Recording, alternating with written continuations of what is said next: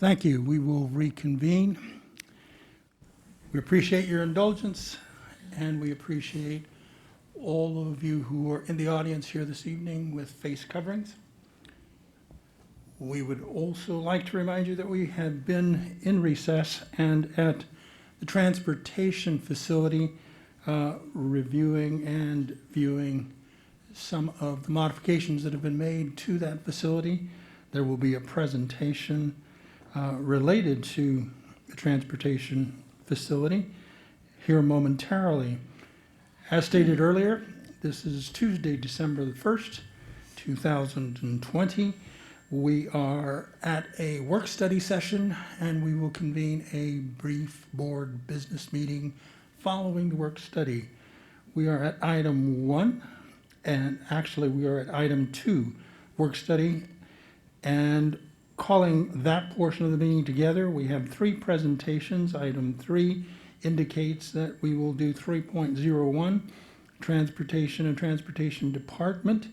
Item 3.02 is the school calendar options for 2022, 2023, and 2023-2024. And item 3.03, health benchmarks, and that'll be an update. Dr. McCord, I yield to you to lead us through the presentations. Thank you, Dr. Santa Cruz. Governing board members, tonight we have 3 presentations for you. Our first one is the transformation of the transportation department. That's a tongue twister. And just to say, over the past couple of years, we've definitely had our ups and downs in transportation in a lot of different ways. And we've made some tweaks. We hired a consultant, and we really think that we are on track. In education, as in life, as in everything else, nothing's perfect. But I got to tell you, the atmosphere that is in the department and the buzz that goes around the schools is very positive. And so we just want to let you know what we've been up to for the last couple of years and get you up to speed on where we're at. So I'll turn it over to Ms. Betts. Thank you. Good evening, governing board members, Dr. Santa Cruz, Dr. McCord. Tonight I have with me Mr. Paul Novak. He is with Gage Precision Consulting. He was the consultant that was hired back in October of 2018, as well as Mr. Trace Tolby. He was hired in November of 19 as the transportation director. So they will be doing predominantly most of the presentation. I just have a few pieces. We're here today really to tell a story. So there has been so much that has gone on in transportation since I arrived back in July of 2018. At that point in time, we started the school year with maybe 35% of our elementary school buses arriving to school on time. So during that time, Dr. McCord made it clear, so Ms. Betts, you need to hire somebody to help you to make sure that we improve our on-time operations in transportation. So since that time, under the tutelage and mentorship of Mr. Novak, along with the great work that has occurred since Mr. Tolby was hired, we have made some incredible progress.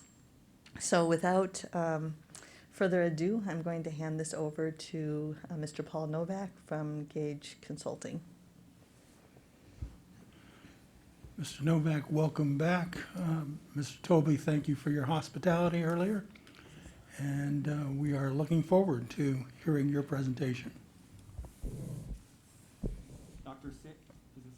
Oh, it's the green there. Dr. Sorry. Santa Cruz, members of the board, Dr. McCord, I appreciate the opportunity to come in here for the 4th time before you and the final time. You can't tell I'm smiling, but to go over what this 2+ year engagement has brought to the district and to me for that matter. 2 full fiscal years and now part of a 3rd fiscal year, and I'm pleased to share with you our findings and our work. Initially, the engagement was intended to do a deep dive into the subjects that you see on this slide here. These 7 topics in and of themselves typically would be almost a year project, but we set out to accomplish it in 6 months' time. And as we go along in the presentation, you'll see that we went from a single-phase project to a three-phase project.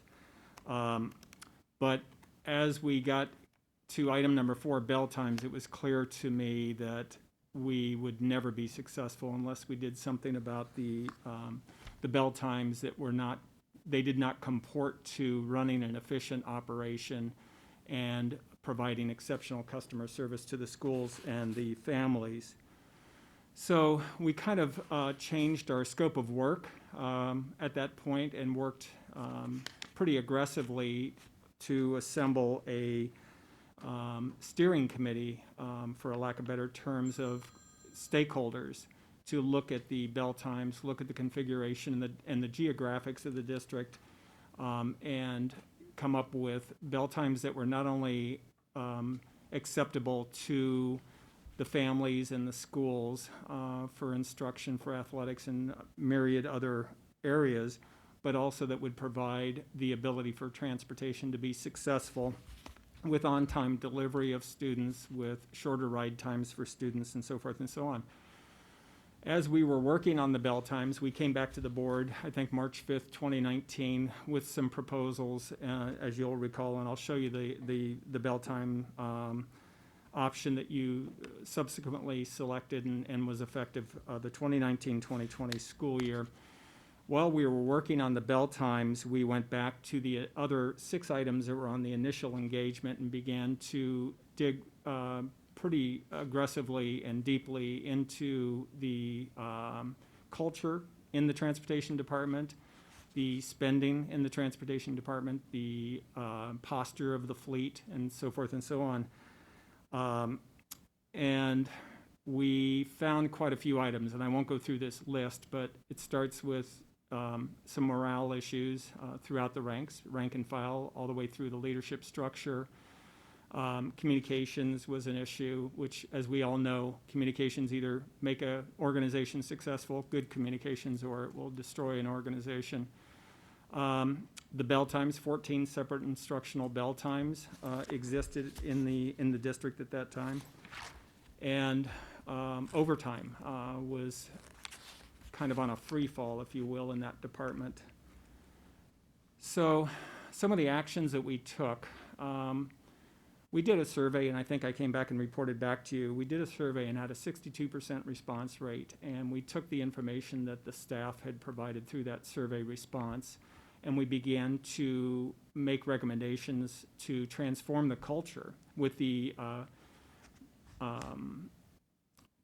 my predecessor at the time, and we drafted an employee handbook, a very succinct handbook that would be a good guide for the employees and the leadership.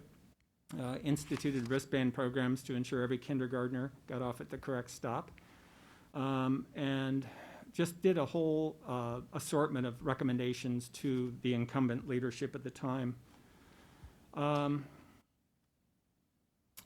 We had recommended development of specific special needs boundaries at all grade levels at that time, and we worked on that for a couple of months before the end of that 2018-2019 school year. And we recommended software upgrades for the department. The software that existed, and I think I mentioned this to you when we came back to the board to ask for approval to procure a new software. The software was 25 years old and essentially ineffective. So it was cumbersome and just not doing the job that it was intended to do. The other thing that I found, which was a little bit troubling, was that there were only a couple of people in the entire department overhead, the operational segment of the department, that were certified to drive school buses. So on days when they were grossly short drivers due to absences or just staffing shortages, there were very few people that could go out and fill in for those drivers, whether it's in a school bus or a van.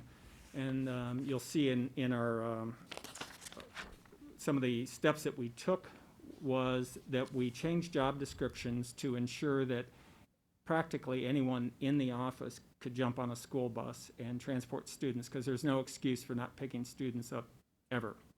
And to have 6 or 8 people in the office when you have 6 or 8 or 10 or 12 drivers out is hard to defend.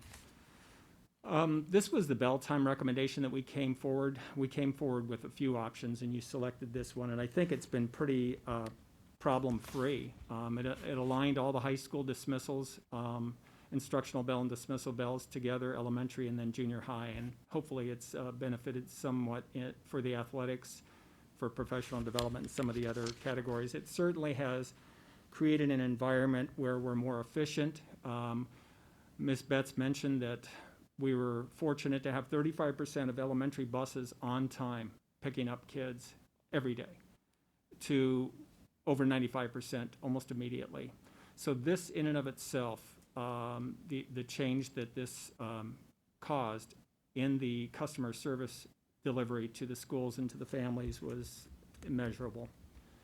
So phase 2, real quickly, as you recall, we had done all these actions or created all these actions and had provided them as recommendations to the to my predecessor, and then we suddenly, at the start of the school year in 2019-2020, had a vacancy, and I stepped in for about 4 months.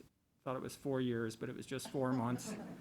I was glad I did. It was really an opportunity for me to do some of the things that we had put forward to my predecessor and actually implement them, and we were able to successfully do that. And it was interesting how hungry the staff and everyone, the rank and file, everybody was for change. And the surveys that we had conducted indicated that as well.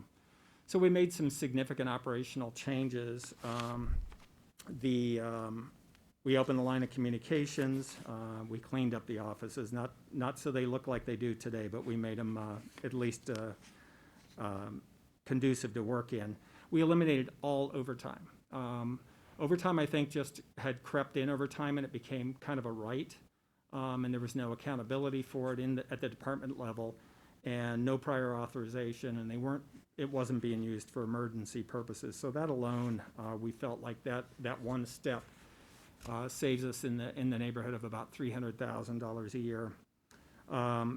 We developed a plan to purchase student transportation vans to help us bring the expenses back to the district that we were incurring, where we chartered out rideshare services for our McKinney-Bento students and for some of our special needs populations. So instead of paying a vendor horrible sums of money, we decided, but purchasing vans, and you approved that back in 2019, 2020, and Mr. Tolby has implemented the plan beautifully.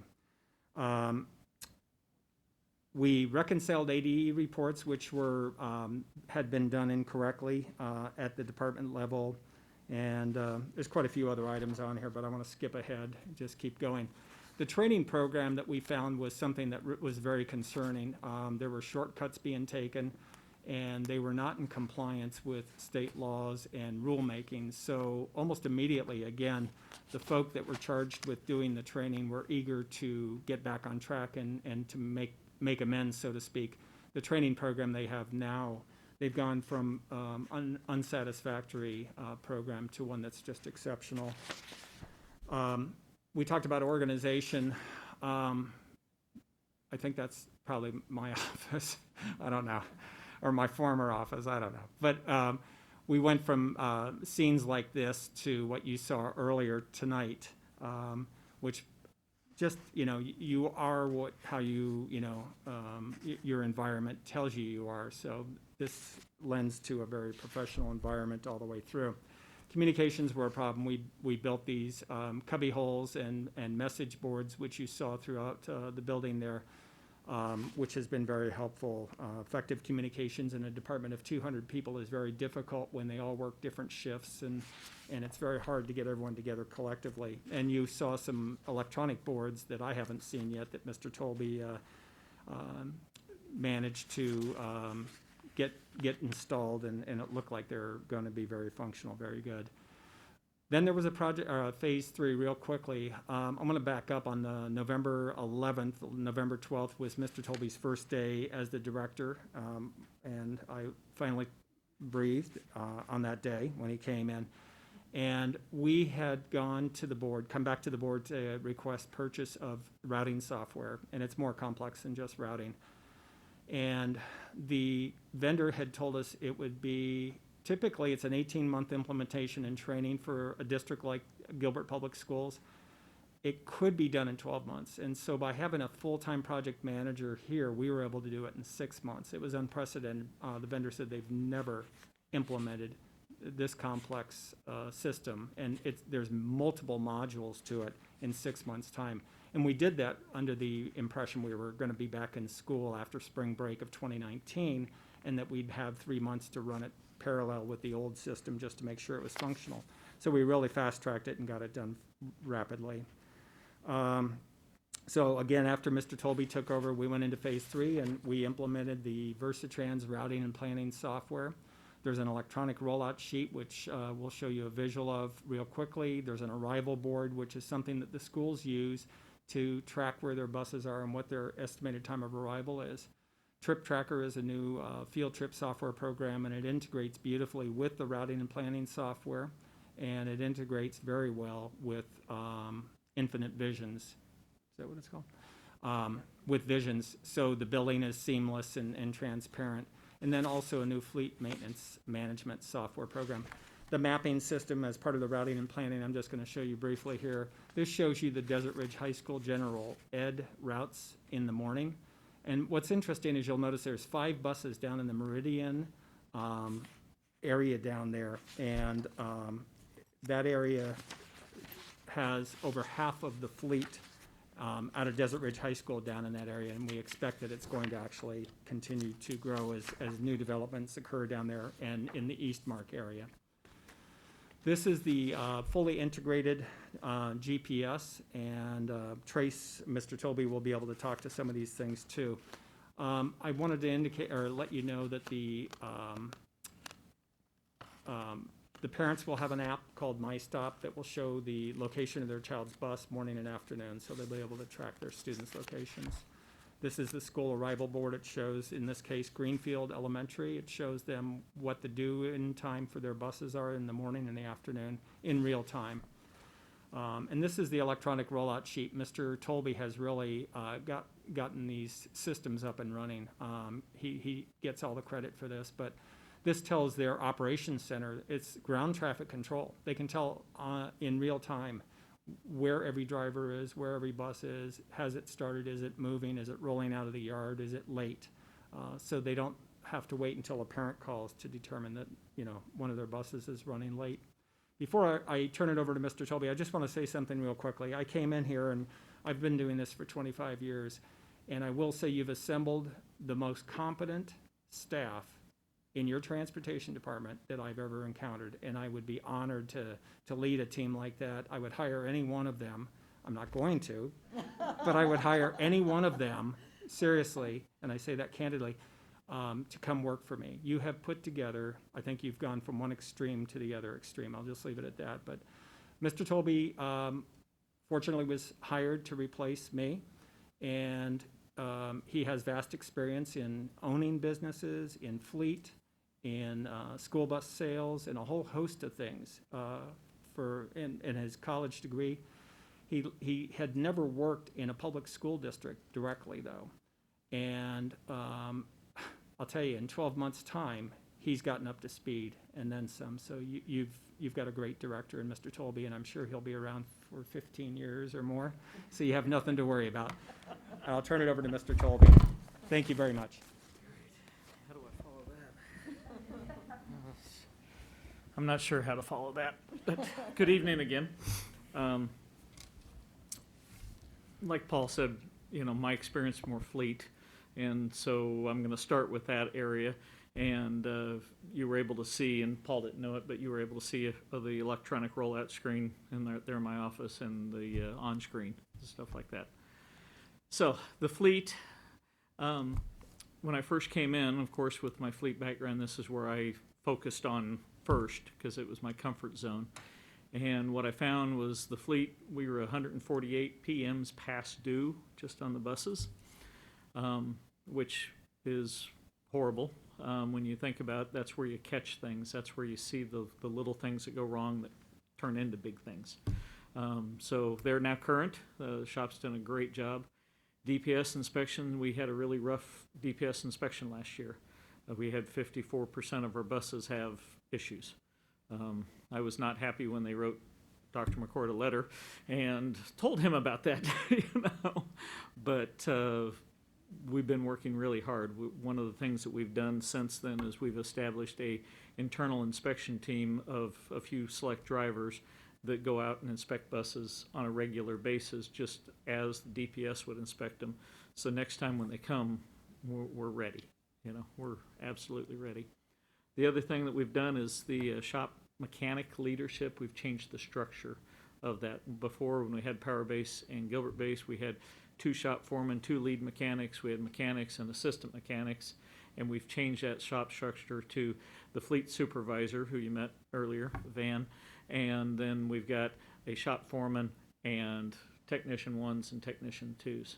So we've kind of restructured everybody's job performance and accountability in the shop.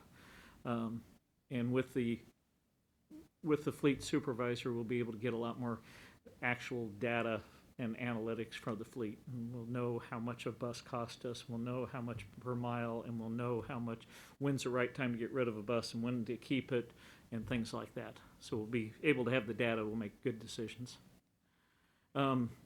Part of decreasing the fleet, as Paul said, we had a lot of buses. And I guess in 2018 you had 257 buses. Through auctions, we've sold 31 buses so far, netted about $77,000 out of that. We've got 7 more that are scheduled. They're in the process right now, but I don't think they actually will sell until late December, January is when the auction goes. And then, of course, we've got the 12 new ones coming in. We should be able to get rid of 15 when those new 12 come in. So the target is to be right about 200 buses. So we're down 57 buses. Hopefully, we can get rid of more, as time goes on. The white vans, we talked about that a couple meetings ago. And everybody saw the condition of the vans.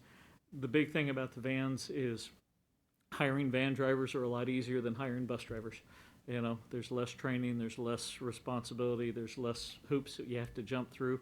So we can pick up a lot of the slack that we're missing with the bus drivers right now because of those vans. The new buses, you're able to see one of the 54 passengers right now. We've got 7 54s and 5 77 passengers. That gives us a much more versatile fleet because we've got some 20 passengers, some 54s now, some 77s, and some 84s. So we can match the route the bus to the route, depending on how many kids are on that route. So we'll be a lot more efficient.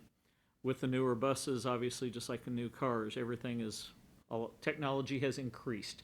So we're getting a lot better fuel mileage with the new buses. The diesel emissions are 10 times cleaner. They've got a lot more safety features on them, such as the backup camera and the driver alert on the back door and things like that will really set our buses apart. So they are all 12 of them are in Arizona yet. They're not to us yet, but they're being pre-delivered and getting the cameras put in and the GPS and that kind of stuff. So they should be arriving fairly shortly. Combining Power Base into Gilbert Base. When I first got here and kind of doing the initial assessment, you kind of look at everything, and I see buses from the east coming to the west and buses from the west going to the east, and we're crisscrossing each other, and then you see the duplication of effort and everything else. And I just asked the question one day to Bonnie and to Paul, and I went, why are we doing this? And so we set apart a project of researching and doing the data and the statistics and stuff like this, and figured out that, yeah, it's going to be a cost savings to the district if we can combine the two operations. That sounds great until you realize that all of a sudden now I need more room for the mechanics that I'm bringing over. I need more room for the drivers that we're bringing over. I need more room for the parking the buses. I need, it creates another set of problems. But with those changes, efficiency grew out of it. And the biggest efficiency was just in communication and organization. There's one dispatch office, there's not two, and there's one supervisor, and it's one message being broadcasted. We don't have to worry about what was said there and what was said here and what was understood. It's always one. So that made a huge impact on it. Some of the pictures, you all saw the new building, but these are pictures of the old break room. You can see how small it was and how cluttered it became over the years. I don't know how long it was there, but it was there a long time. This was the old training room, and it was huge. It was an enormous space for training. In no typical training classes, you're only going to have 5, 6 people at a time, and it had a huge room for it. So that gave us a lot of flexibility. The old hallway and the doors part, we can kind of flip through some of these. Office space, and that was the dispatch there on the right side of the screen. And then, of course, what you saw, this is our new driver break room, and we over doubled the square footage for the drivers. We brought over about 65 more people, but we doubled the space for it. So we've got a lot more space inside for the drivers, plus we've got the outside courtyards and stuff. This is our new dispatch office, and the big TV up on the wall, that's for that on-screen and the electronic rollout sheet that you saw earlier. Our front lobby, a little bit more inviting when we do have parents come visit us and want to discuss, the issues. So it's a little bit more inviting that way.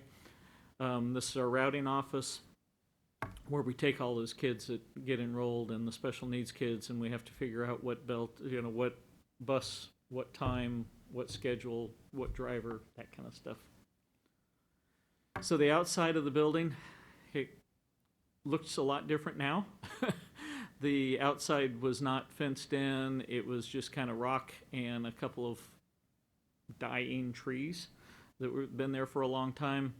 And of course now you saw the covered patio in the back with a mister system and a couple of ceiling fans, and just a nice inviting area to hang out in between their runs.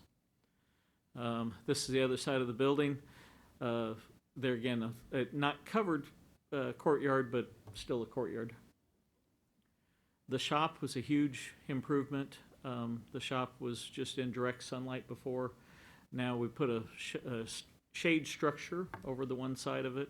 And I think it said this earlier in our tour, but we had one door that was in the sunlight and one was in the shade, because they were building the shade structure at the time. And we took a thermometer, and it was 35 or 40 degrees difference between the two doors sitting side by side. And that's 40 degrees of heat that's being radiated into the shop times 6 big doors. So it was a huge impact of just the comfort level of the mechanics working on the buses, especially in the late afternoon in the summer. There. The other part is we had to add parking. This was the house alongside of Gilbert that we ended up tearing down, and they repaved it, and so now we've got a lot more parking for all the people that came over from the power base side. So, I think that's you? Nope. Nope? That is me. Okay, I didn't recognize that. All right. Nope, I tried. Yeah. Obviously, part of this new environment that we're in with COVID, we're disinfecting the buses after every run. We've got 9 of the electrostatic sprayers that we try to keep up as much as possible, and the ones that we can't get to, the drivers spray with a hand sprayer and wipe it down. And it's created a different environment for drivers and for everybody, trying to keep everything clean. And part of that is all of the child seats and all the harnesses and everything that touches the kids. It's amazing. It's not just a bus seat where you go like that. It's a lot more to it than that, especially with the special needs buses. So obviously, every break that we get, we're sanitizing stuff. We're cleaning. We're making efforts that way. Every time that we get a break and, early outs and everything else, we try to take advantage of training. We're doing CPI training, which is a nonviolent crisis training. We're trying to get everybody on our staff CPI trained, just in case they have to drive a special needs bus. So that we're doing that. The outsourced transportation, we've done a lot with, we were spending a huge amount of money with Comtrans last year and the ACEs, and we've taken back 85% maybe of that we're doing right now. If we had more staff, we could take more, but we're doing our best to utilize those vans and the drivers and not pay somebody else to haul our kids. And the other thing is just organizing, cleaning of everything. Like I said, there's a lot more to it than just a bus seat, fortunately or unfortunately. So, part of what Paul had mentioned earlier was that we've got a different attitude as far as who drives, and everybody drives. During the summer, I've had my CDL since I was 18. But during the summer, I got my S endorsement, so I can haul students. Our mechanics drive almost every day. Our parts person drives a van every day. And even Julie, my administrative assistant, she drives a van. And according to this picture, she fuels buses. I think that was staged. It could have been, But anyway, we've really have the attitude of, we got to go, and nobody's above it and nobody's under it, Yep, that's you. All right, you can have it. Thank you. So just to complete, we're not quite done with all of the changes that we're making. We do need to complete the implementation of the electronic rollout sheet as well as the school arrival board. We haven't deployed that out to our schools yet, right? Not yet, but we're close. In addition, we'd like to move forward on implementing the Zonar passes, predominantly to assist us with contact tracing associated with the pandemic, but also the value of having parents know when their children are on the bus and when they're off the bus, and the constant information going back and forth between our drivers and buses and our customers, our students and their parents. And then finally, the implementation of special education program boundaries. We still have situations in which we have two families that live near the same school, and they're both in the same program. One goes to the closest school, and there's another family that's shipped 5 or 6 miles away. So if we had the special education program boundaries, we could again continue to drive efficiencies in the transportation department. And then finally, I would like to say one thing. We started this whole engagement about trying to determine what our morale was and our climate and culture was like in the transportation department. And today, my experience there is very positive. I walk in, I feel that everybody really cares. I've talked to so many bus drivers. They talk about how much they care about the kids. They interface with the kids. They talk with them. They become part of the family in many cases. I've seen everybody genuinely cares about doing the very best they can.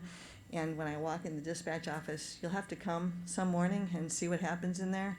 And the 4 individuals that are in the dispatch office are the calmest people, and they've got all this noise going around them all the time, and I don't know how they manage it, but it's extremely impressive. So just from a leadership standpoint, I'm extraordinarily happy with the transformation, even in the culture, and I give a lot of credit to Mr. Tolby on making sure that that continues. So, and that's the end of our presentation. Thank you all very much.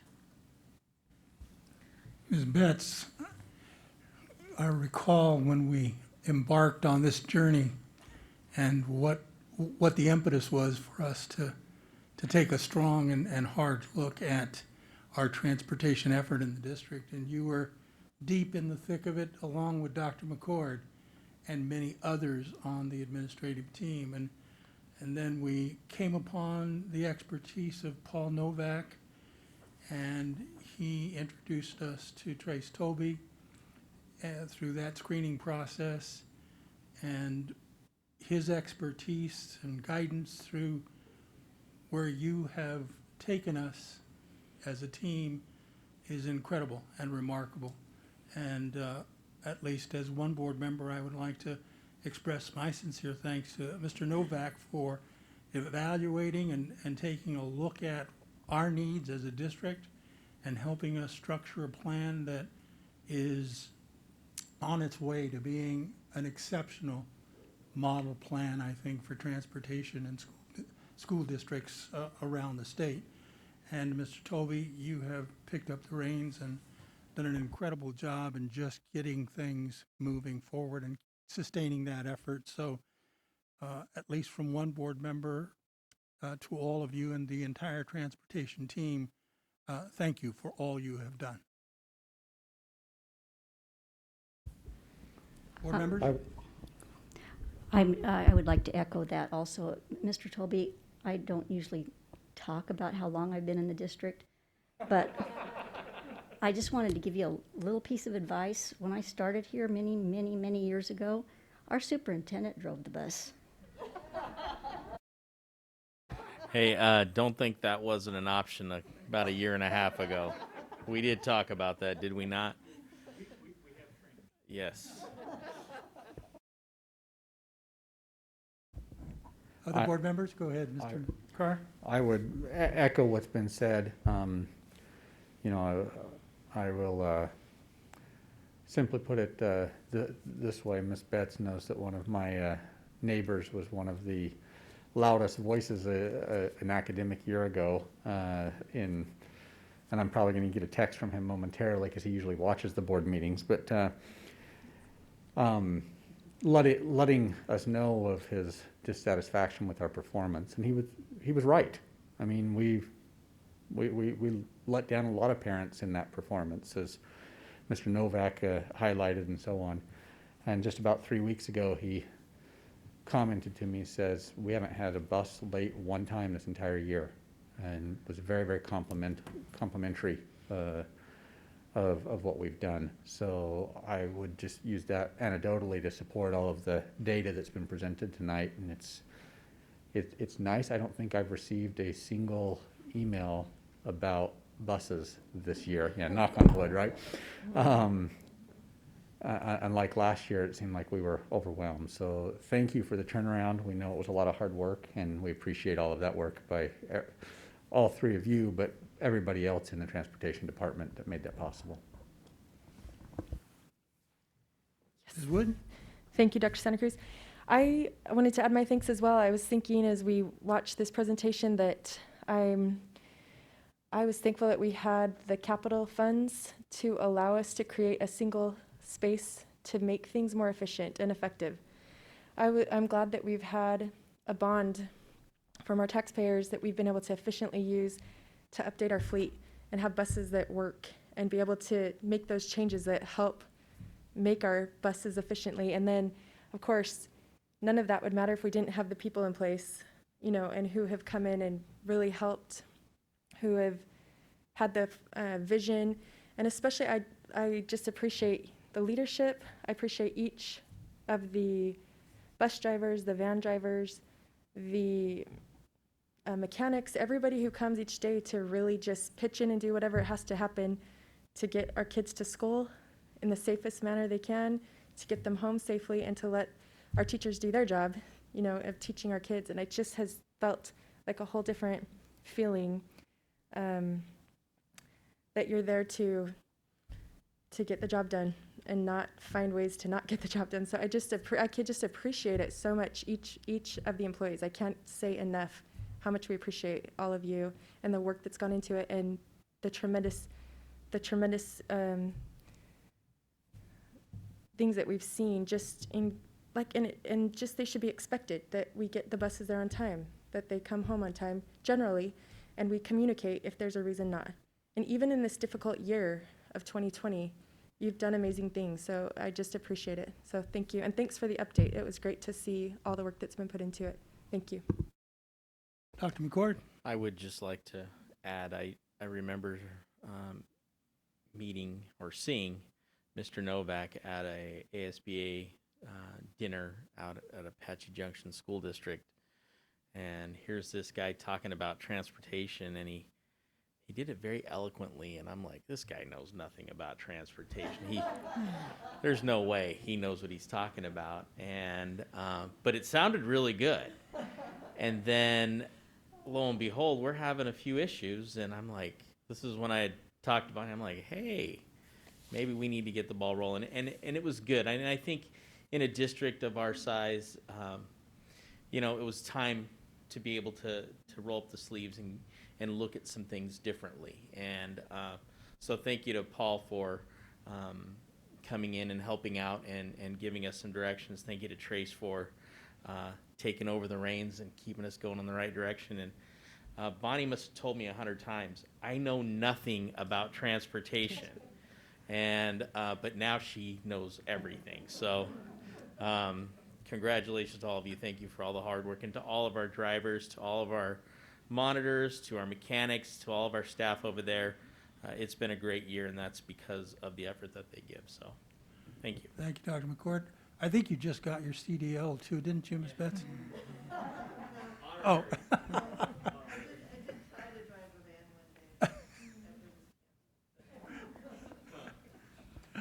Very good. Thank you all for the presentation and for the effort in that area. I'll now move to item 3.02, and let me acknowledge Ms. Humphreys. Thank you. Glad you are here. She had an engagement earlier and wasn't sure she was going to be able to be here. She's here now, and we are happy for that. So we'll move to item 3.02, school calendars. Dr. McCord. Thank you, Dr. Santa Cruz Governing Board members. Well, it's that time again to have a conversation about a 2-year block for calendars. Mr. Martin will be doing the presentation. He's been voluntold to do this, and he is excited about it. We love doing the calendar, but he does it extremely well, and he's got some options to talk to you about and the process in which we'll go through this year and be able to bring back some things for you to consider. Mr. Martin. Thank you. Thank you, Mr. President, Governing Board, Dr. McCord. As Dr. McCord said, it's hard to believe 2 years ago you were sitting here looking at pondering the 2021 and the 21-22 calendars, which you approved, and we're now living, of course, in the 2021 year, and then upcoming year we already have approved. What we're starting to look at is the 22-23 calendar and the 23-24 calendar. Although it seems far off, we have a lot of people in our community that plan 1 to 2 years out. And of course, in a year from this May in 2022, we don't have any calendars right now. And so that's why we're coming to you tonight. You'll see in the presentation too that we are proposing to get feedback from both staff and from the community over the next several weeks, and then come back in January with that survey data for you. But wanted to walk you and the community through the calendar options, as well as get feedback from all of you. And I know you have the 4 different calendars in front of you, so as I go through tonight, sometimes it's nice to look at those calendars as I'm talking about some of the details, as it gives you a frame of reference. So we have 2 calendar options, affectionately called the 1-2-1 option and the 2-2-2 option. And simply the 1-2-1 option really mirrors what we currently have in the Gilbert School District, with 1 week of fall break, 2 weeks of winter break, and 1 week of spring break. And then I'll follow up with the 2-2-2 calendar option, which is one that we've explored before and we continue to explore. And that, of course, adds 2 additional weeks. So there's 2 weeks of fall break, still 2 weeks of winter break, and then 2 weeks of the spring break. Some characteristics here of the 1-2-1 calendar option as you're looking at those, of course, is that school begins the first Wednesday in August. That is popular with our staff in the middle of the week, having that 3 days. 1 week, of course, of fall break. It ends, the first semester on all of the calendars ends prior to winter break. And so that's one thing we've looked at over the years of trying to balance the fall semester and the spring semester days, particularly for our junior high and high school students, so that the semesters are relatively the same. 2 weeks of winter break, 1 week of spring break, and then school ends prior to Memorial Day. And really, when I worked on these calendars, that's where I started at, was Memorial Day, and you kind of work backwards. And for whatever reason, and you well know this, in the area here in Arizona, everybody seems to get out just prior to Memorial Day. Chandler is one that up until this year would go about a week after Memorial Day, but when I looked at their current calendar, and they have several moving forward, they now are beginning to end prior to Memorial Day. So all school districts in our surrounding area are ending prior to Memorial Day now. So that was one of the starting ending points, and that helps guide you then on how many days in the spring and the starting date of the first day of school in the fall by some of those parameters. Now, as I'm going through the calendar here, there are some characteristics that are on all of the calendars, whether you're looking at the 1-2-1 option or the 2-2-2 option, and I'm going to briefly go through those. There is a calendar link too on the presentation in case it doesn't show up large enough for those of you that are watching or viewing this at another time that gets you to the full size. So one of the things is all the calendars, of course, have 184 work days for the teachers. That shows that. And that's broken up into that the teachers come back, the returning teachers, 3 days prior to the first day of school, and then their additional day is after the last day for students in May, just prior to the Memorial Day weekend. And that gets you to the magical 184 for teachers, and then of course on 180 school days for students. On all of the calendars, Thanksgiving, which we just experienced last week, they all have the Wednesday off prior to Thanksgiving break. This is about the 4th or 5th year that we have done that, and we have found from the community it's extremely popular. Having been a former principal, it was high absenteeism rate on the day before Thanksgiving, and so we've reduced that, and that's been popular with both the staff and the parents in the community, so all the calendars showcase that as well too. The other one that's become popular, and it's a little newer, is on the spring holiday. For those people that celebrate Easter, there's normally the spring holiday on Friday that we have had off for years. And for the last couple of years, we've had off the Monday after that, so it's made a 4-day weekend. And so all 4 of these calendars also comprise that as well. Winter break on these calendars, whether you're looking at the school years, the 1-2-1 from 22-23 to 23-24, or the 2-2-2s, looks a little bit different just based on the number of days that we needed to get in there. Also, too, when the actual Christmas day falls on a Saturday or Sunday or Monday, you have to start massaging and figuring out where are you going to be putting the off days. Are you going to run it up real close to the start of the official Christmas day, or are you coming back literally right after New Year's Day on the 1st? And so you'll see that's where we did do some juggling around of the winter break days. On these calendars too, junior high and high school have 2 half-days prior to each, at the end of each semester for final exams. Elementaries have half-days near the end of the first quarter, 2 days for parent-teacher conferences. So those are some of the things that are common to all of the calendars that we see there. So this one right here that I have up for you is the 1-2-1 option for the 22-23 year. Some of the things too that it has also that all the calendars have is 4 proposed professional development days for teachers. Those are the half days for students. They are also on Wednesdays. They're noted on the purple on the calendars. We currently have 3, but as you know, this year in consultation with IBBT, we moved the teacher workday that had been around for a couple of years after fall break back to prior to the start of school because teachers had asked for 3 days prior to the start of school. And so with that, when we talked to administrators and teachers, they felt like they've lost that day for professional development training. And so this current year and last year, if you remember, we've had the 3 professional development half days, and then last year we had the 1 day in October for professional development. So we have proposed here to have 4 professional development half days for the teachers and administrators.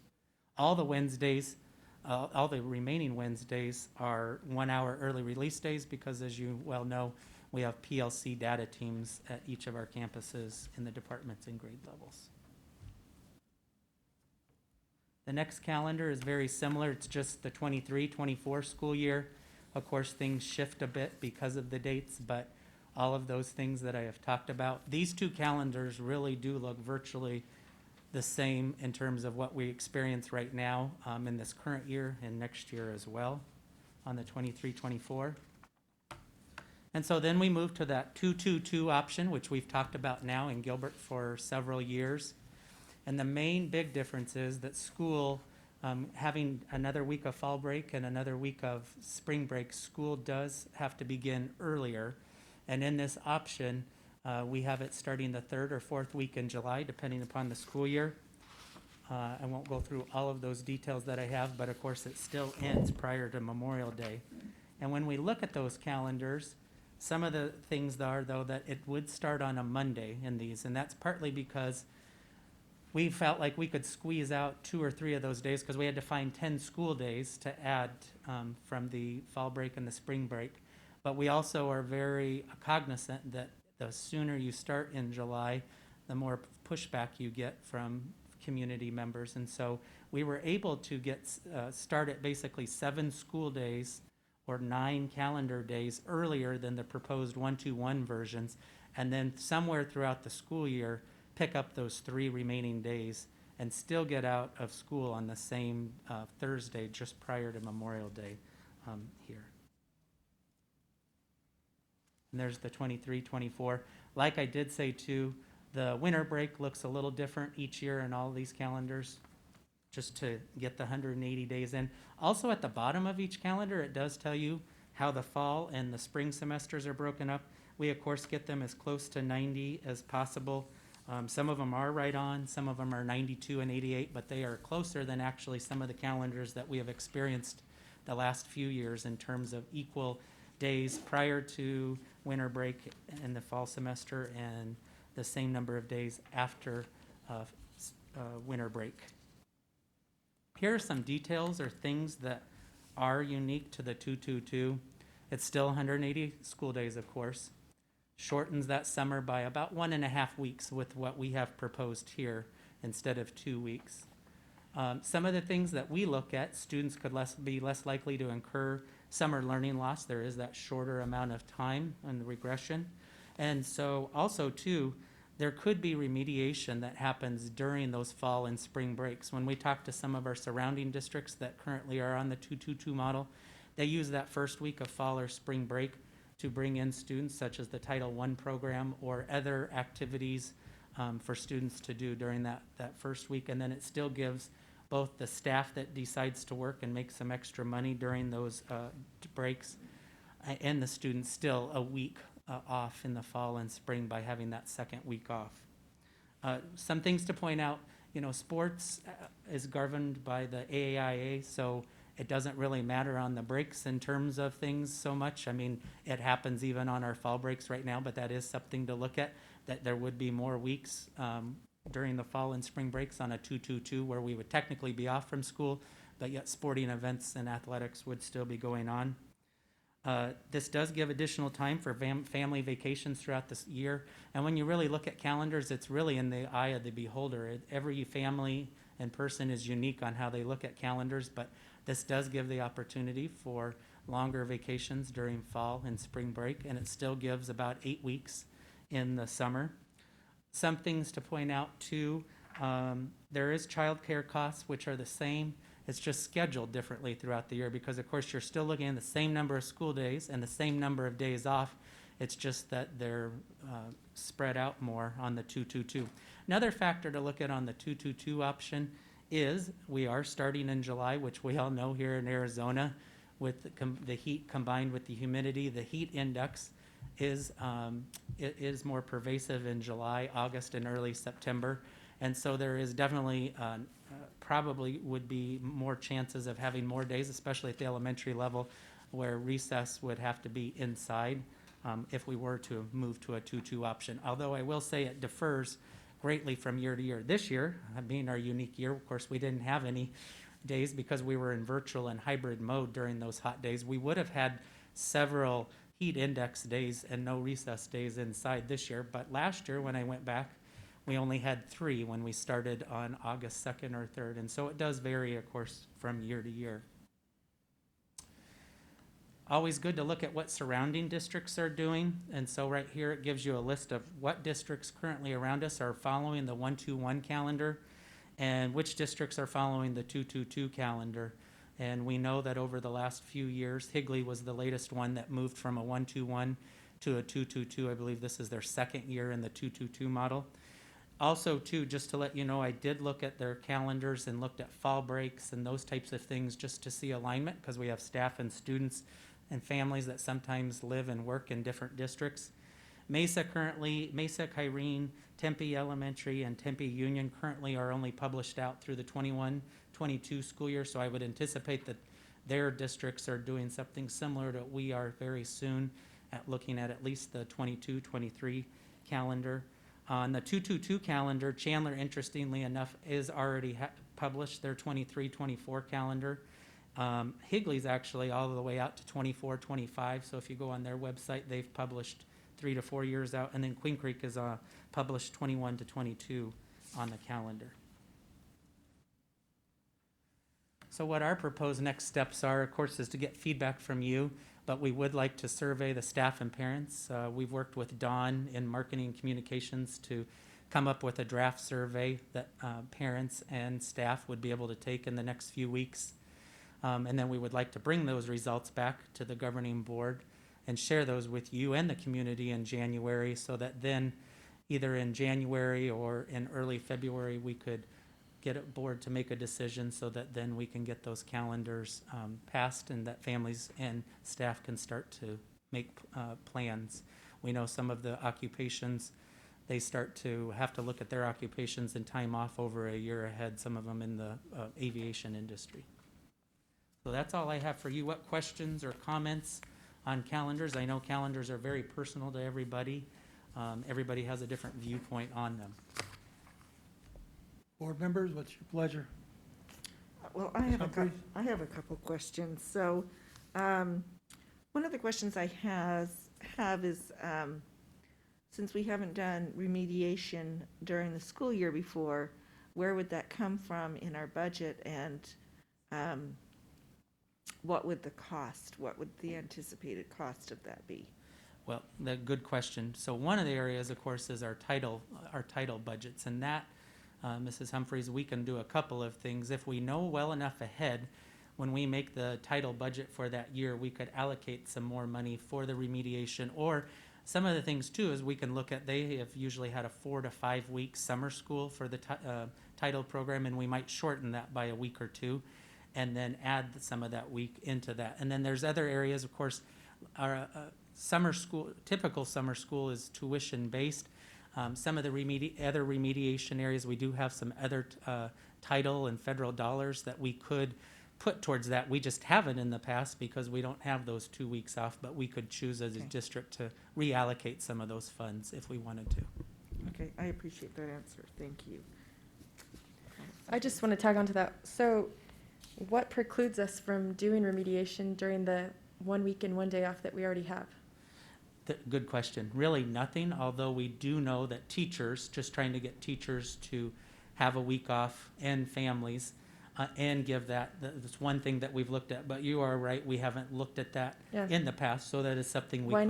Why not look at that? Absolutely. And if that's something that needs to be a priority, why don't we look could. at that and include that if that's something that needs to happen?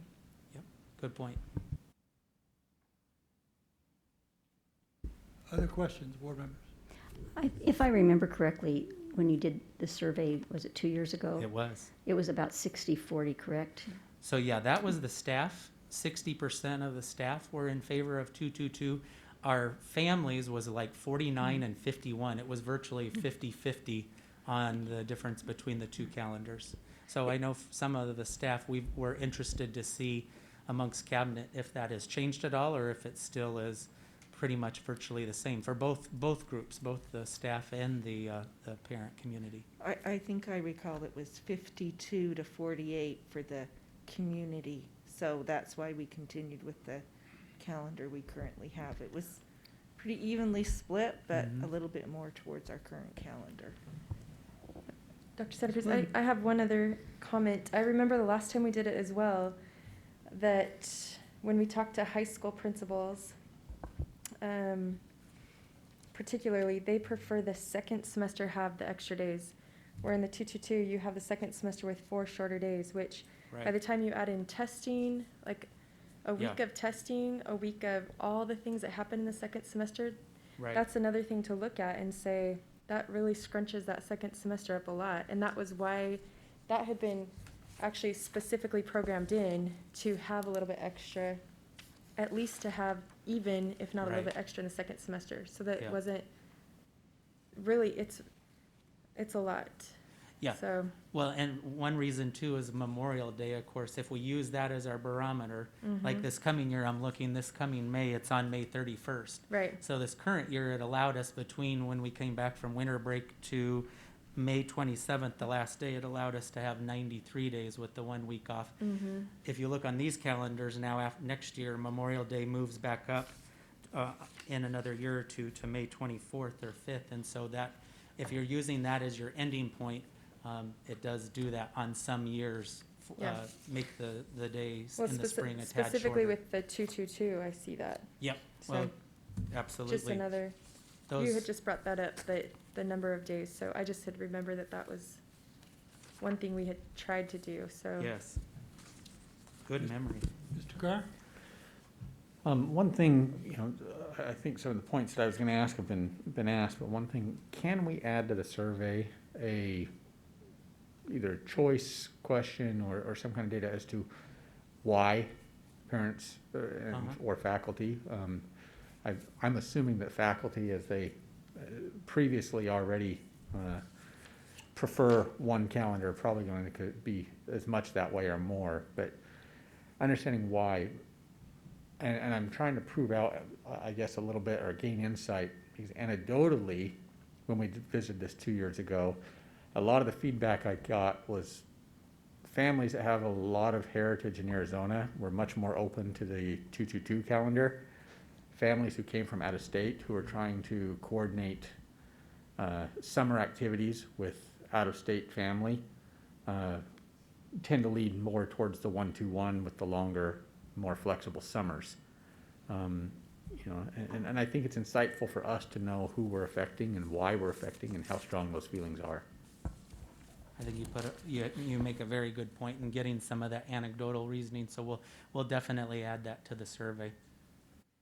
Just to bring that up, because I have lived out of state, and when school, in other states where school doesn't start until after Labor Day, and I do remember one year that because we had 10 snow days, we were in school until June 17th. So if you start school, if I had, and I did have relatives in Arizona, but if we had wanted to vacation together, by the time I ended on June 17th and they would start mid-August or the beginning of August, that didn't leave a whole lot of time to visit each other or do something. So we do have a lot of families that have those concerns. Absolutely. And I think a lot of that, the scenario that I think one of the last states to move to a end in May was California. I know that at least my family members who are there now have seen that shifted just in the last 2-3 years. So that may be changing because other states are also changing their calendars, but just want to be sensitive to that.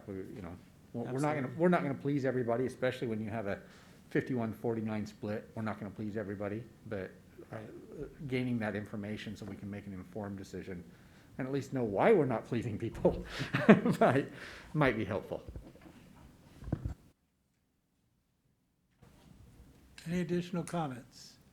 Well, so my other thought, a couple of other thoughts was, when we talk about childcare, if you're arranging childcare for one long-term thing rather than trying to find it 2 weeks at a time, and I realize we have the VIK, but that's for, elementary age kids. When we're talking about younger children, that might be a different story. So I think childcare is something we got to think about, and also teen employment.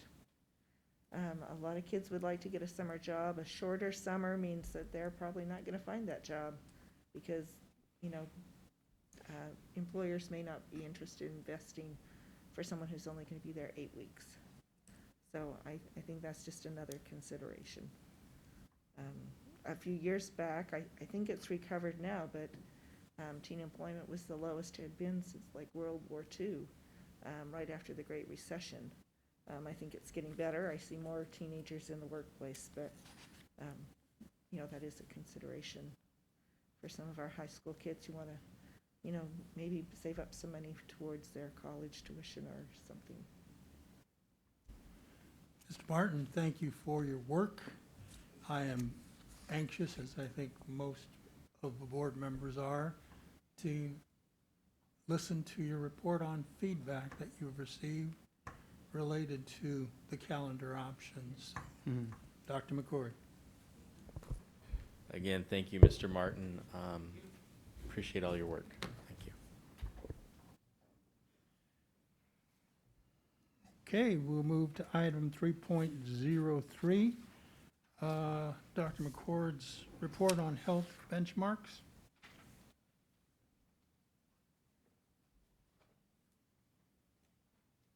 Just getting connected here real quick.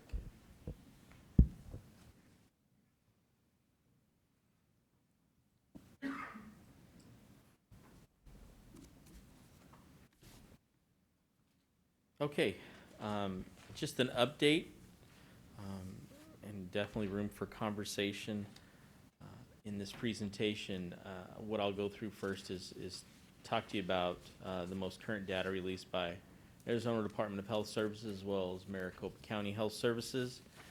I do update you at every board meeting, and I think we do have some good conversations. Our last in-depth conversation was November 4th, I think. But again, at every one of our board meetings, we do have these conversations. So again, I encourage you to ask as many questions as you need to, and as we roll through. Okay, this is just a snapshot of the most current information from last Thursday. Well, actually it was Wednesday, Thursday, but they released some early and then some on the day of. And I'll go into more depth here for this is the Maricopa County. Currently for criteria 1 case rate, it's 259 per 100,000. That is in the red zone, trending up. I think last time it was 213. Criteria 2 percent positivity is 11%. That too is trending up. It is in the red zone. That is up from 8.8 from November 1st. And then criteria 3 is hospital visits. That's 5.5%. That's in the yellow, which is trending up as well. For Gilbert Public Schools boundary, 328.02 per 100,000. That's trending up. That's up from 249. Criteria 2 percent positivity is 11.35%. Again, that's in the red, and it's trending up. Substantial risks for both areas. And criteria 3, hospital visits, is 6.2%, trending up as well, and that's in the moderate risk area. And off on the right is the graphic for the last 2 weeks that have been reported. Again, just a side-by-side comparison for Maricopa County as well as our boundaries. If you look, our boundary data is trending higher than the entire county in those areas. And again, just a comparison, a snapshot of the last 4 weeks and where we've been and where we currently are for Maricopa County.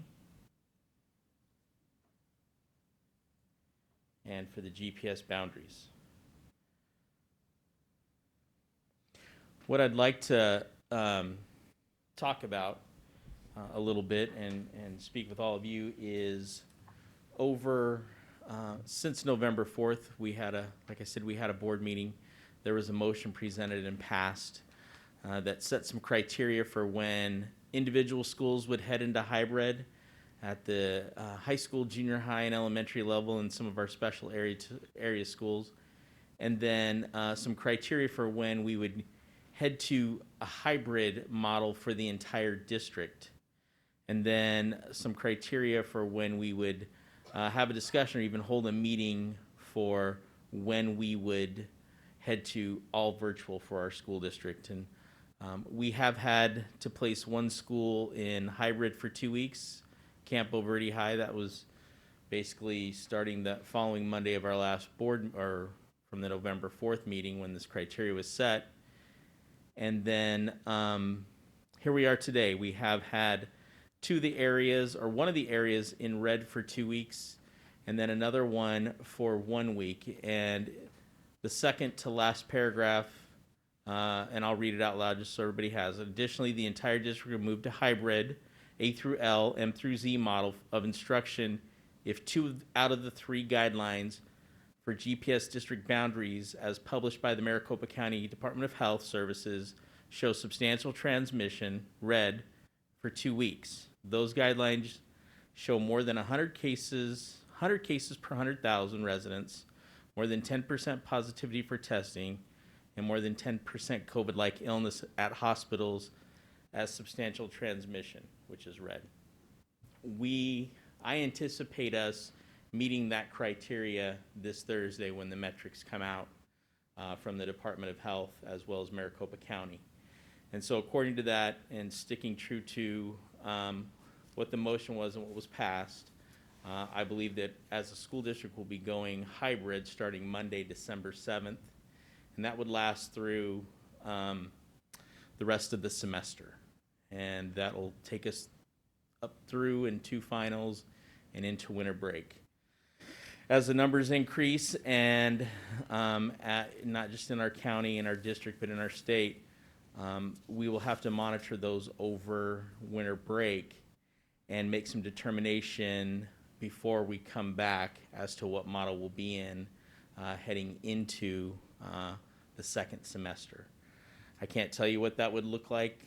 I have my suspicions, but I think it's something that we definitely have to consider and either be ready for a board meeting of some sort. And as I was looking at the calendar, I was looking that Thursday, the last Thursday before we come back, is December 31st. So you can ring in the new year right here. No. We could probably have a meeting earlier in the day if that's what needs to happen. It might not need to happen. We may be still in a hybrid status, and so then it's just looking at the numbers. We might be in an area where we have to sit and have a conversation about starting off virtual. And so, again, I can't predict where those numbers will be at that time, but something we definitely need to think about. So that is my update. And again, tomorrow morning, I will put out a letter to all staff as well as all families with this motion, with that area highlighted, explaining that I anticipate us moving into hybrid on Monday, December 7th, with the understanding that on Thursday, even though they're 2 days away, I still want people to be prepared and start mentally preparing. I'll confirm that Thursday morning at some point in time once that information comes out, just so people have a period at the end of the sentence knowing what's going to happen, and any arrangements they need to make, they can make. So, Dr. questions? McCord? Yes, sir. As I reflect on your recommendation here, in the next 2 weeks, we have half-days at the high schools in particular, perhaps at the junior high schools, and some kind of examination period. Can we take a look at that and make the necessary adjustments so that those are equaled out for students in terms of not having to take more than an appropriate number of exams on any one of the given days? Can we adjust that and make sure that that occurs? Mrs. Taylor is meeting with all secondary principals on Friday. That was already scheduled, so it's good timing. And again, that isn't happening that following week. It's 2 weeks away. So they're going to get together and formulate a plan on what that can look like for our students and our staff, Thank you, sir. with those things being considered. Thank you. Other comments? I have a couple of questions. And I had talked to Mr. McIntosh earlier, so he's prepared. Come on up, Mr. McIntosh.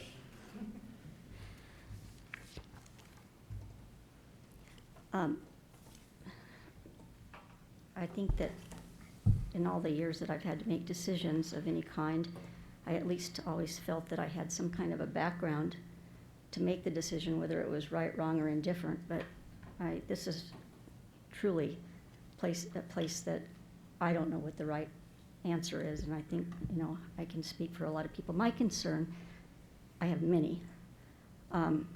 My concern right now is what is happening with our staffing.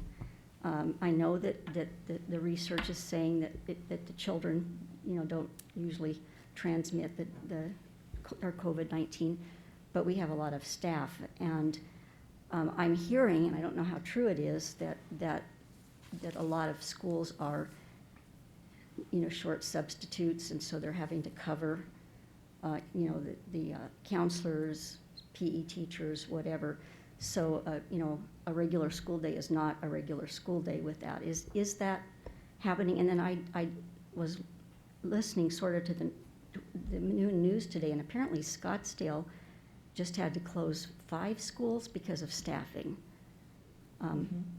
That's my understanding as well. The And reporting's it was correct. all because they don't have enough teachers. Right. So, can you help? Sure, I'll elaborate on that. Good evening. In looking, we did a report over since September 21st to the current day. And the answer to your question is yes, we are having some staffing issues. We have lower subs, total amount this year because of the pandemic. So we've had many substitutes who've put their endorsement or working on pause. What has helped is that each campus has been allowed, Dr. McCord approved 2 flex subs, so they're there every single day. So what ends up happening, our actual vacancy rate this year compared to last year with teachers calling out is less, but we don't have as many substitutes to utilize in the classroom. So what's ended up happening is each night, as teachers will call in a vacancy, whether it's COVID related or not, substitute services, who does a fantastic job, will allow ASOP, the substitute system, to call, and then they come in early in the morning and they puzzle piece and they move flex subs to wherever they're needed. So if I'm a flexible substitute at Houston, but the need is at Burke, then we move them to Burke. After all of those flex subs are utilized, then what ends up happening is principals will go, they have a list, and they'll utilize other teachers to put a teacher in front of a regular traditional classroom first. So they will then pull a special area teacher if they need to, a counselor, a social worker, instructional coach to fill a first grade or a high school English class. In the secondary levels, they will utilize their teachers who are on prep. So if a teacher's out and I have a 5th hour prep, on my prep period, I will go cover another classroom. So yesterday, for example, was a really high vacancy rate, but we only ended up with about 11 unfilled vacancies across all 39 schools where they had to go and do that. So the answer to your question is yes, absolutely. We're using instructional coaches, counselors, social workers, librarians in that manner. So, yeah. Mr. McIntosh, similar question, but what is the impact of what Ms. Ugetti has just articulated at the elementary schools? So the impact would be they would lose their specials. So, for example, if I pulled a PE teacher to cover a 4th grade class, we have to cancel all of PE for that school, or a librarian, et cetera. So those teachers are then pulled from what their, quote, regular assignment is for the day, and they're covering the teacher who's absent in that traditional classroom. So there is an impact, because then all those teachers at that campus have now lost their ability to have a special or break for 40 minutes of that day. But again, it's happening, but I don't know that it's happening every day in a manner that would be, I think our highest day of the unfilled vacancy rate was like 30. And that was the week of Veterans Day, where I think people kind of extended some vacation time there, took some personal time, et cetera. And when there's coverage like that, and as you know, we've done that Forever. Ever, in terms of, because a sub shortage isn't just new to a pandemic. A sub shortage has happened throughout educational history, so, but it's happening in different spurts now, so. And your comment is well taken, because as true to form, whenever there is that kind of a void in a classroom, the teacher who is covering, it always comes at the most inopportune time. Absolutely. So it doubles the frustration for that professional at that moment in time, and we know that and respect that, but I think it's important to acknowledge it. Absolutely. Dr. Santa Cruz, following up with that, I think one thing that I've heard as well, and I appreciate everyone again pitching in and making it work. It's not that necessarily the absences are that much more, as that we really do have that many less subs, right? You said Correct. our absenteeism is about the same, Correct. or a little less even, you said, than last year, which still is concerning. And we need to make sure that I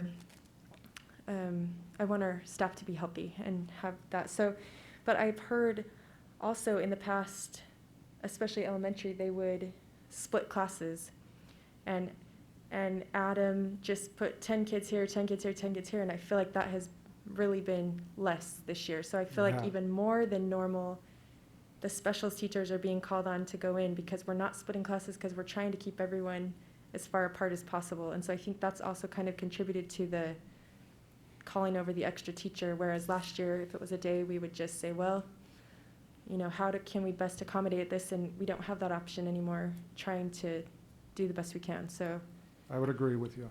okay. Mr. Carr? Dr. Santa Cruz, thank you.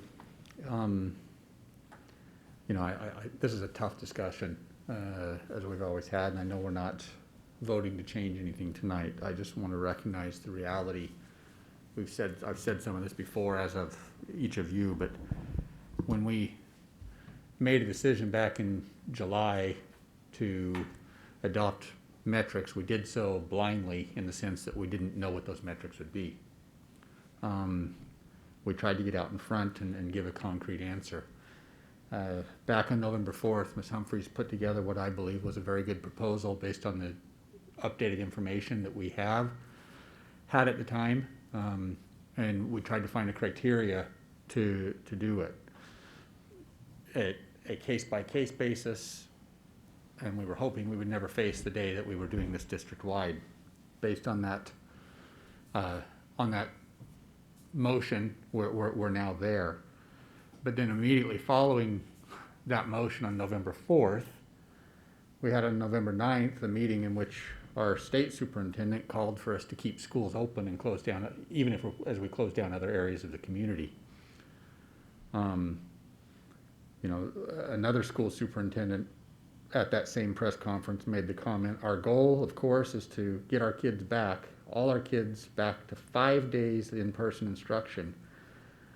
And then I think the most telling comment came from Dr. Kara Christ, the state director of the health department, who said, tragically this year, and this was again at the beginning of November, this year we have already surpassed last year with the number of suicides in children. We realize this year has been extremely difficult for everyone, but especially for our children.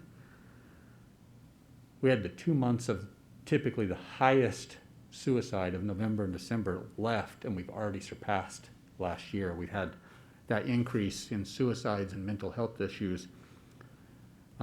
Looks like, and I don't know what the updated statistics are, but looks like it's going to far surpass the number of children that have died from COVID, as the state continues to report only 9. We recognize that part of our decision is taking care of our employees and other members. It's not, we want to make the decision that's in the best interest of our students, but we have to also recognize that the best interest of our student includes a wider group of stakeholders. Then a week or so later, on November 20th, the director of the CDC called for schools to stay open. And then this last weekend, Dr. Fauci, who has been one who early on proposed that we close schools in safety, reversed direction said that that the default position should be to try our best as possible, within reason, to keep children in school or to get them back to school. And I just highlight this, that I'm not trying to be political with this. I'm trying to highlight that the data is changing on us. We made a decision on November 4th based on the recommendations that were in place. They just changed those recommendations from 1 of 3 benchmarks to 3 of 3 benchmarks. We only went to 2. But the recommendations that we're getting from local, state, and national levels continues to change. I know that not yet public, but Ms. Frost shared an email that the county is also looking like they're changing directions. And we know that last week the CDC proposed a recommendation where quarantine periods will be shorter, and allow students and faculty to return to activity. So our understanding of the effects of this disease continue to change. I don't think we can change this direction between now and next week, and I'm not sure that we even have consensus to do that. I'm not sure if that's the right thing at this point. I'm just saying I don't know.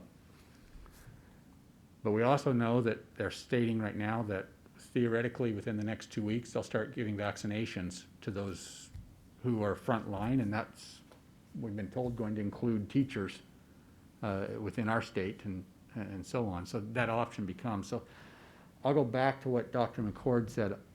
I'm not willing at this point, based on the information we have today, to jump into a discussion of do we start going back online in January. I think our direction needs to continue to be, how do we keep students in person, consistent with all the experts, and knowing that the risk, hopefully every teacher who wants it, I don't know how widespread it will be, we just don't have that information, but hopefully every teacher who wants the vaccination, because they're the ones I worry about in the classroom environment more than the students.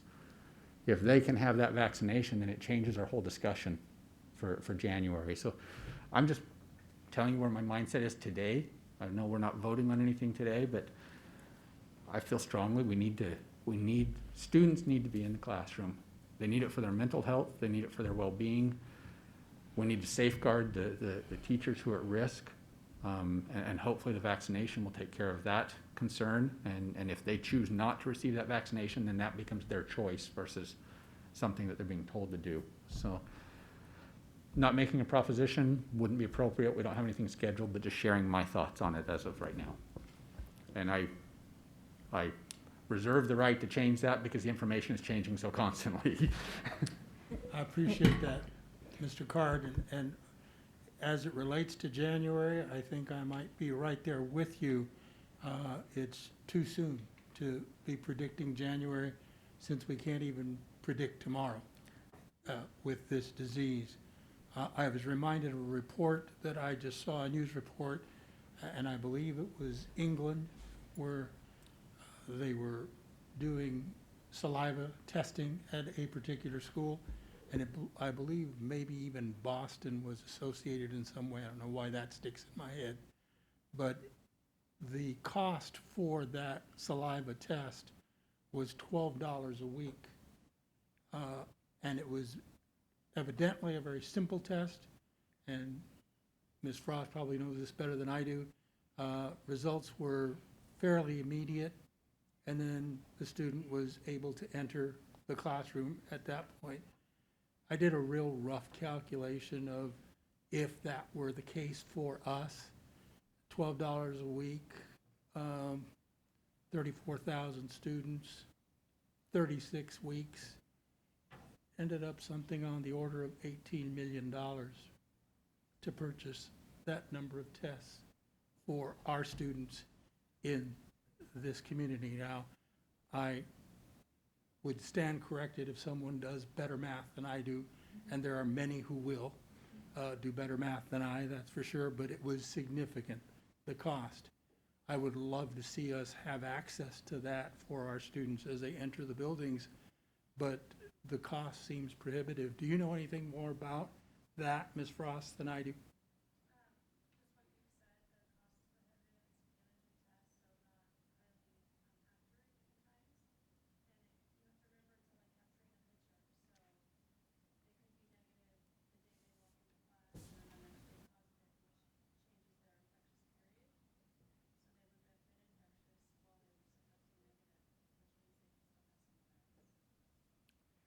For those of you who couldn't hear Ms. Frosta, the cost, she agrees that the cost would be prohibitive and that the tests are relatively inaccurate, if not flimsily accurate, and not something I believe that she would necessarily rely on. So those are the kinds of things that roll through, but yes, I would agree it's too soon to talk about January, but I would also agree that it isn't too soon to be thinking about the possibility of that January. Dr. Santa Cruz, I had a few thoughts I did want to share. Go ahead. Ms. Um,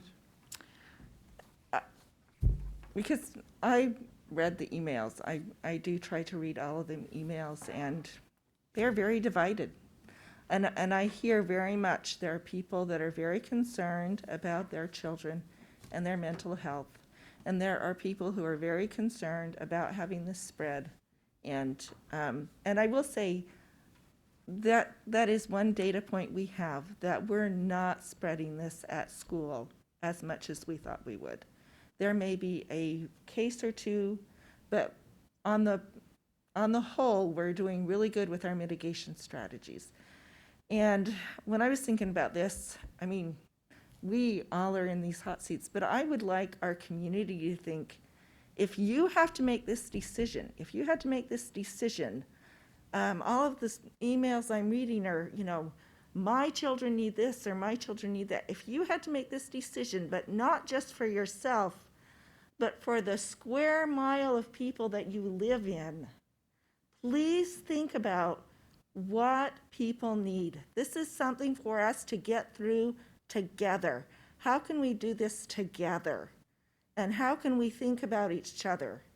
And I would just really encourage everyone that we can get through this. We can be resilient. We can work through this with our kids. And I've read a lot of emails concerned about children. I've had children in public schools and in college for 29 years. And I can just tell you, I've dealt with technology issues. I've dealt with issues of teachers that the student finds frustrating. I've dealt with anxiety, depression, and a host of issues that maybe more people are dealing with now, but they are issues that some of us deal with, whether there's a pandemic or not.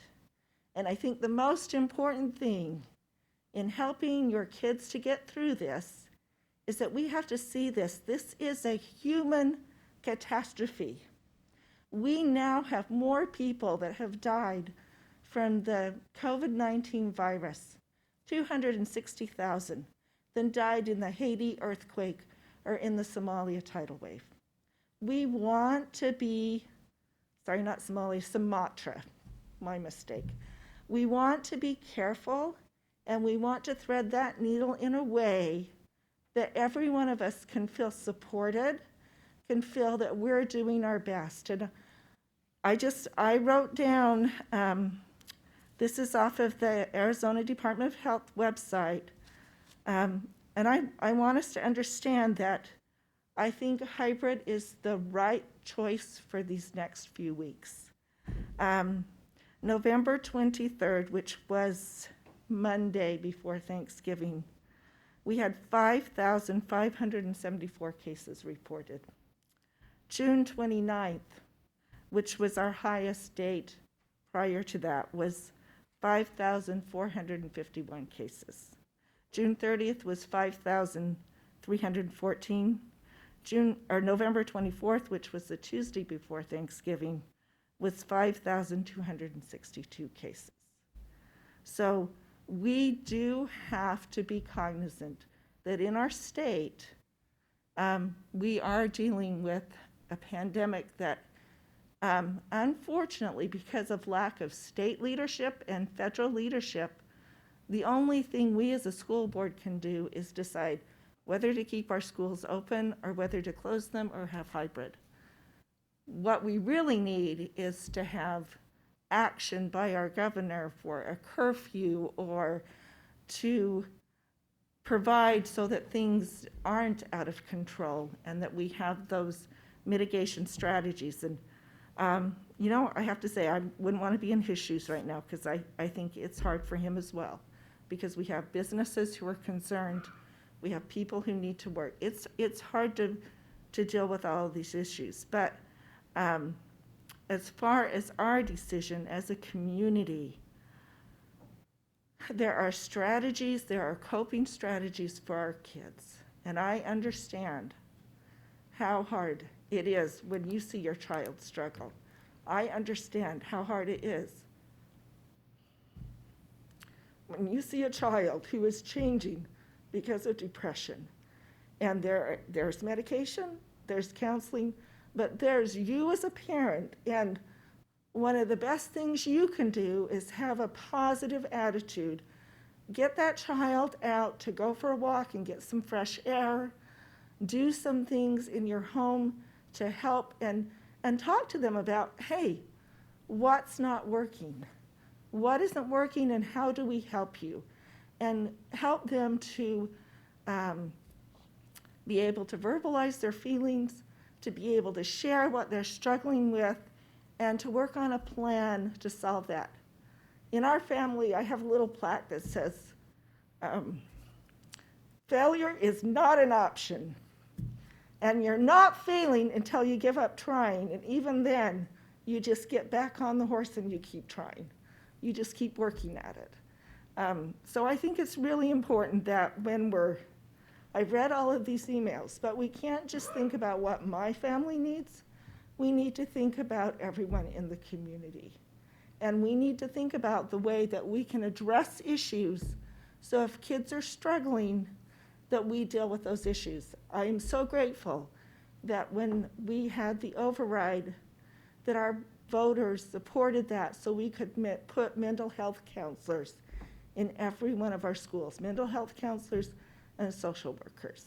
Because we know kids are struggling, but they're going to be helped if they can see us doing things to manage our own stress and our own anxiety, and that we can then be supportive of them. Your kids are going to come out okay. We just have to work on it and get through it together. And I think that when we look at where the state is, if you want to send an email, send one to the governor. He has more options. But we as a school board, we will do our best to keep people safe and to provide the kind of education that they will thrive. We will get through this. We know there's a vaccine ahead, and it's not that much longer, but it may take a while for everyone to be vaccinated. But I just really think it's important that we remember that we can be resilient and that we help our kids to be resilient. Because failure is not an option, and we're not failing until we stop trying. Thank you, Ms. Humphries. Anyone else? I'd like to ask you to clarify something, Dr. McCord, and it kind of goes along with what Mr. Carr said. I know that we've, as Mrs. Humphries said, the emails we get are pretty divided, but I noticed that we've gotten several lately from parents whose children have had to quarantine, and that's not our decision, correct? No, we've decided to follow what the standards are set by Maricopa County Department of Health Services, and so that's the process that we go through. Right. So we're following the process that was handed down or recommended to us. We didn't just come up with that on our own. Correct. And I think what Mrs. Frost was referring to earlier, actually Mr. Carr, she sent an email, and basically I think they're going to look at those quarantining criteria moving forward because CDC adopted some things that are a little bit different, a little less restrictive, and so they may be coming out with something different in the near future. Well, and I think, once again, that's probably one of the many great frustrations that we have trying to make these decisions is that the things change every day. Different, they come out with different points and so on, and it's Well, it is. hard. It is hard, and you know, I was talking to Mrs. Frost today, and you know, just a little frustrated when she said she was going to get on a webinar with the county health department, and you know, my first thought was, they better not change anything. I mean, they better stick to what they've been telling us, you know, and that's just me speaking out loud in my office on a phone to somebody. But I mean, I was getting frustrated probably for no reason, but that anxiety kicks in because we've lived this a little bit here and there, and so we have to take this day by day, and it's not easy for anybody, nobody in this room, nobody outside this room, and so we all just got to do our part to make sure people are safe. Thank you, Dr. McCord. Dr. Oh, Santa I'm Cruz, sorry, Ms. Wood. sorry, just one more thing too. I do also want to acknowledge and the impact that this has had, and that another change and even to a hybrid that this will have on our students and our faculty, but on our students, that this does impact. I want to just acknowledge that this isn't something that's lightly taken or easy, and that, again, we need to do what we can. And the only thing, Dr. McCord, like you said, hopefully the county doesn't change, except if things are changing and new information comes about. I hope they do change, that, you know, we can better meet the needs of our students and have the right protocols in place, that we can have our kids in school, because we know that's the best environment. We know that they've been thriving the last several weeks, those who have chosen to be in school, with our teachers doing the things that they do best, and just want to keep that in mind as well as we look at yet another change. And we'll have that communication coming out as we hear the report. You said Thursday. Yep. Okay, thank you. What time does it come out? Is it early in the morning? So here's how this works. So they say 9 o'clock on both websites, Arizona Department of Health and Maricopa County. It seems like Maricopa County comes out a little bit earlier, before 9 a.m., but you can catch me at my desk from 8 to 9, and I'm refreshing all those websites. And so as soon as I get it, I'll pass it on to you. This is, you know, and I commend you guys as a board. Just back on November 4th, and you pointed out, Mr. Carr, that, you know, we're putting together some criteria based on, you know, what we believe is the right thing to do at the right time. And you know, of course, things change as you move forward. And but you have, you know, a district like Chandler, who basically has adopted our same criteria. I think Higley's going to be talking about the exact same criteria tomorrow evening. And so I think what that says, not that necessarily the criteria is the be-all, end-all of what it is, but it's the fact that because there isn't much of a plan necessarily, and there's just recommendations, I think you as a board have laid the foundation of, okay, this is where we're going, and this is how we're going to stick to it, and we're going to move forward with it. So as difficult as it may seem, and it is difficult, it has given you as a board, us as a district, us as a community, something to stand on to say, okay, this is what we believe in, this is where we're going at this point in time. Of course, things can change in a heartbeat, and we know that, but at least we have this foundation right now. Thank you, Dr. McCord. And just to be clear then, you have the recommendation, you have the motion from our last board meeting. You've highlighted a portion of that. The intent is to communicate with the faculty, staff, and the community tomorrow and alert them and inform them that we will be on hybrid Monday, the 7th of December. I will tell them tomorrow that that's my anticipation, and I will confirm whether I was correct or not Thursday morning. But I want to put them on alerts. I didn't want to send anything out today because, you know, I didn't know if we'd have a different type of recommendation or a thought coming out of the meeting. Not that we had an agenda item to do that, but we could always set up another meeting to do that later in the week. And so I didn't want to jump out in front of something and then get hit by a bus. So No pun for transportation. You guys have done a lot better job.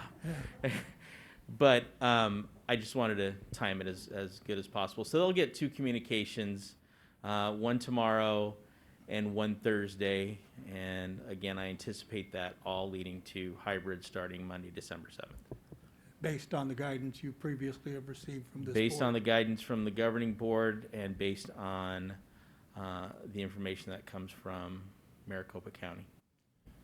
Thank you, sir. You're Any welcome. additional thoughts, questions, or comments? All right, seeing none, we are at item 4, which is adjournment of this work study. And so I declare that this work study session is adjourned.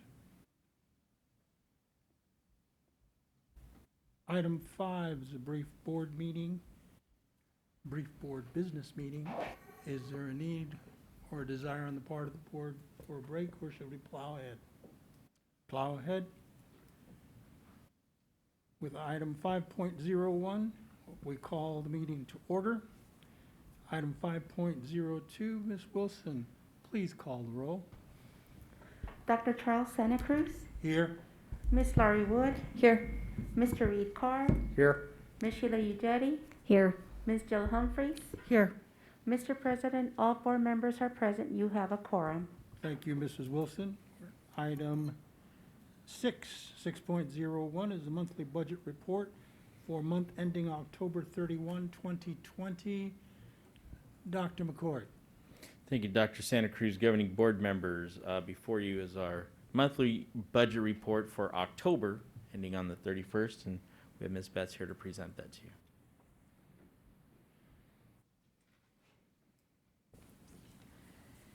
Good evening again. This is just a really quick report today. You've had this for a while, and these are the particular funds that we will talk through this evening. So this is our standard operating funds. So we are spending as we have spent in the last couple of years. So there's nothing very notable from our operating fund summary. Did I do something? Okay, good. However, please note that this is the last time that the adopted, that the next time we present, which will be as of November 30th, you will see another column there, which will be the revised budget, and you are approving the current year revised budget next Tuesday to reflect the enrollment stabilization grant award that we received last week. So in addition, you can see here the ESSER grant, which is the CARES Act, which is that $2.3 million allocation that we received. And then the ESG grant, the Enrollment Stabilization Grant, is within the 300 to 399 fund range. So when you see the next report in November, the revised budget will reflect a significant dollar amount increase on that 300 to 399 to reflect the Enrollment Stabilization Grant. State grants, no change, operating as we would expect at this point in time during the fiscal year. Enterprise funds, we do expect, based upon the USDA guidance indicating that we are allowed to continue to provide all meals, breakfast and lunch, without charge to all students at all schools. We expect the nutrition services revenues to be actually greater than last year. However, we are still anticipating a decrease in the community school revenues associated with rentals, et cetera. We are watching the unemployment insurance fund. You can see that there's a year-to-date expended encumbered of $167,000, so it has gone up a little bit. We're watching that. I'm still not quite sure why. We shouldn't, because we have continued to pay all the employees, so, but we are watching that particular fund closely. This particular table shows our school and student-based funds, so these are cash-related funds. Note that the auxiliary operations funds, the year-to-date revenues, have increased substantially from the September 30th report due to additional fees coming in associated with mostly athletics. But I would like to point out that both Fund 525 and 526 auxiliary operations and extracurricular tax credit, at this point in time a year ago, the revenues for 525 auxiliary operations was over 1.8 million. So you can see how the pandemic is impacting those revenues.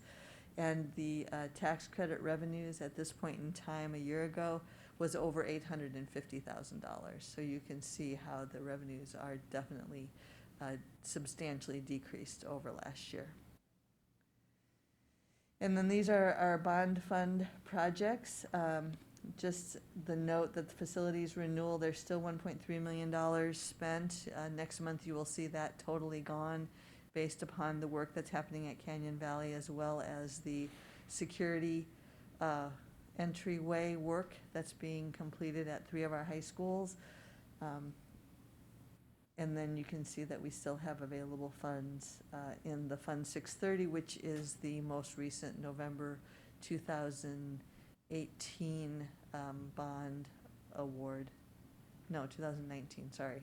November 2019 bond authority. That's what Fund 630 is.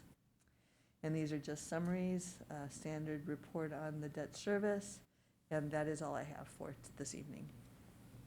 Thank you, Ms. Betts. Board members, any questions, comments? Doesn't appear that we have many, if any. Once again, thank you for the timeliness of the report and for the thoroughness of the work done by your team. Moving on then to item 7 is the consent agenda items. And we entertain a motion. I move that we approve the consent agenda items. Second. Thank you, Mr. Carr, Ms. Giugetti. Any comments, questions, concerns? Seeing none, we'll vote on the consent agenda items. All those in favor of approving the consent agenda as presented, please signify by saying aye. Aye. Aye. All those opposed, the same. Motion carries 5-0. Action item 8, 8.01, FY 2020 Revised Annual Financial Report, AFR. Dr. McCord, anything? Ms. Betts, anything? Mrs. Betts show. Mrs. Betts show. So just to introduce the item, if you recall, the reason that we are revising the 2020 AFR is to be able to account for the enrollment stabilization grant. So we have updated the annual financial report to reflect that and some other minor changes. However, I'm going to hand the presentation over to Ms. Jackie Mattinen. She's our Director of Finance, and in addition, I'd like to just point out that our internal auditor, Ms. Pat Donahue, is here, as well as Ashley Miranda, our budget coordinator. So just want to make sure that everyone knew the entire finance team was here tonight to support this presentation. So Jackie, it's all yours. Thank you, Ms. Betts. Dr. McCord, Dr. Santa Cruz, members of the governing board. Oh, thank you. As Ms. Betts indicated, this is the revised 2020 annual financial report with the reclassification of expenses for the ESG grant and some other minor changes. We'll go through those. So first of all, the ESG grant on the AFR pages 1 and 2, the cells are highlighted. The impacted cells have been highlighted. We received the grant award last week. It was $14,270,731. We have reclassified $12 million of teacher salaries and benefits from M&O into this federal grant fund 328. The result then is increasing the budget balance carry forward moving into 2021 by this $12 million. And we'll see that on the revised budget next week. ESG grant continued. On page 5, you'll see the ending fund balances are negative, and that's due to the delay in the reimbursement for federal grant projects. That is pretty standard for those types of funds. Also on page 9, We have updated it to reflect the increase in federal fund expense and the decrease in state and local expenses from the $12 million that we reclassified. 2020 revised AFR revenue details. Again, on AFR page 1, highlighted near the top of the page, the M&O revenue increase recorded just over $9 million. This is due to this revenue not being realized by the Maricopa County until September, which was after when we finalized the original fiscal year 2020 AFR. And our general ledger has been updated to reflect this revenue as well.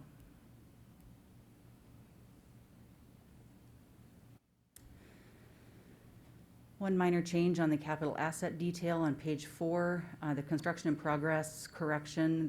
We did discover that there was an understatement of $473,000 on this table. We were given the numbers, we completed the AFR, and then there was additional reconciliation that was performed. So this reflects that increase. And some final notes. These adjustments have been made in our fiscal year 2020 general ledger, and the external auditors have been updated of these changes. These 2020 revised AFR values will be reflected in the final audited financial statements in the comprehensive annual financial report.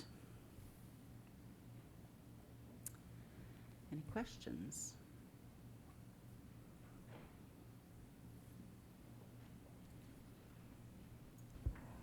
No questions, board members? Just thank you for the great explanations. All right.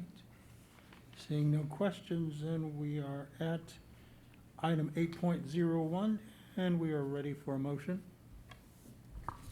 I move that we approve the revised annual financial report as presented. I'll second. Thank you, Ms. Uggetti. Mr. Carr, any commentary, questions, or concerns? Seeing none, then we will vote. All those in favor of item 8.01, the FY 2020 revised financial report, AFR, please signify by saying aye. Aye. All those opposed, the same. Motion carries 5-0. Thank you, Mrs. Mattinen, Ms. Betts, and your team. We're now at item 9. Time for 9.01, a motion to adjourn. So moved. Thank you, Ms. Humphries. Is there a second? Second. Thank you, Ms. Uggetti. Typically, there is no discussion, so we'll have no discussion. All those in favor of adjournment, please signify by saying aye. Aye. Aye. All those opposed, the same. Thank you. For those of you who are watching on live stream, thank you for all who were here this evening. We are adjourned.